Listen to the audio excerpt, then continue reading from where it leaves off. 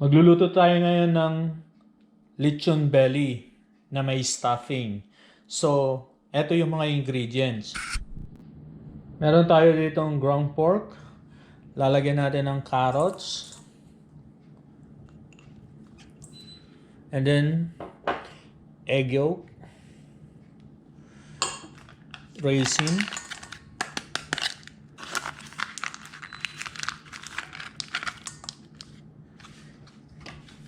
At saka pickle relish.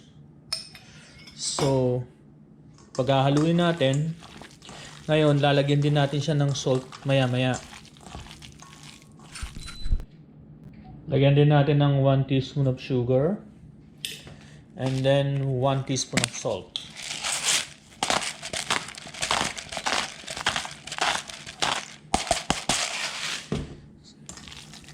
I-mix natin. Ito yung ilalagay natin sa gitna ng ating pork belly.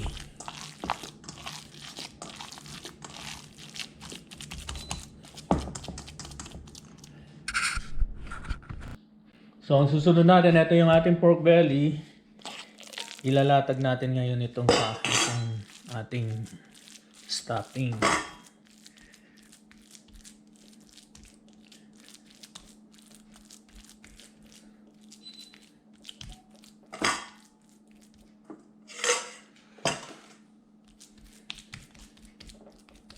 Pagkatapos, lalagyan natin ng sausage.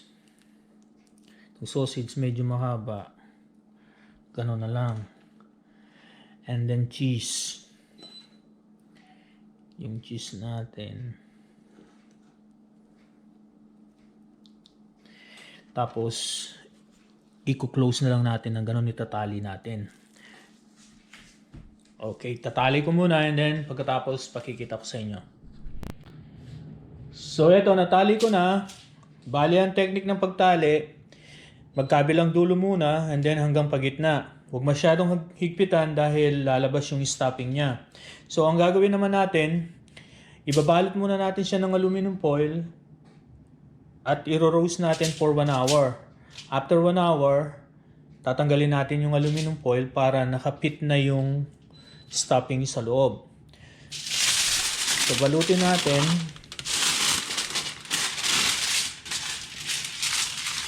Ganito pala.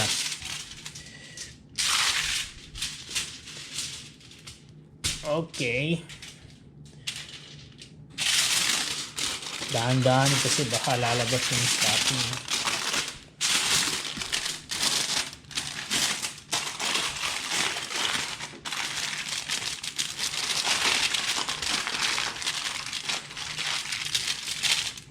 Ayan. So, i-roast natin siya ng 375 degrees Fahrenheit. After 1 hour, tanggalin natin ito and then continue natin. Lagyan muna natin ng konting tubig para magkaroon ng moisture habang i-roast natin siya. Tapos, ready na yung ating oven. Roast ng 1 oras muna. Balikan natin uli siya mamaya.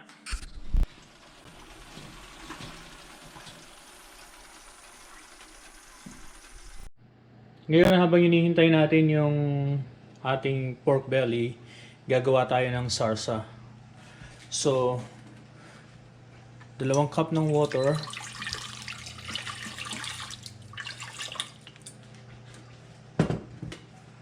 Tapos yung ating liver.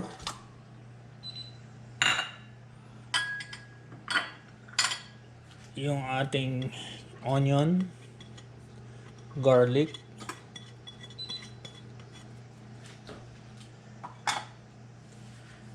white pepper, salt, breadcrumbs,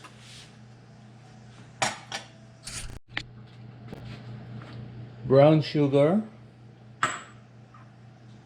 vinegar,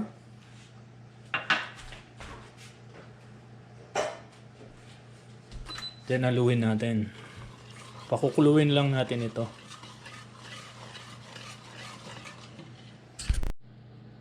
Tapos ang susunod, i-blend natin para lumapot ba.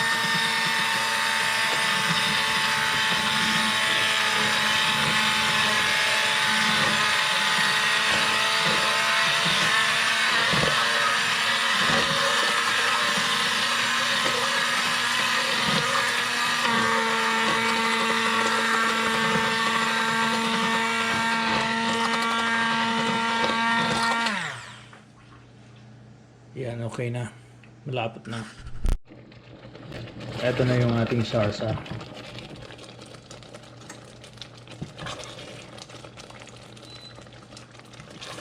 Okay na siya.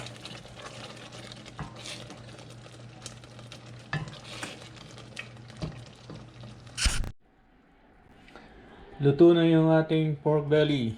Bale, 3.5 hours. Kusyang ni Rose. Okay, maraming salamat. Hanggang sa muli.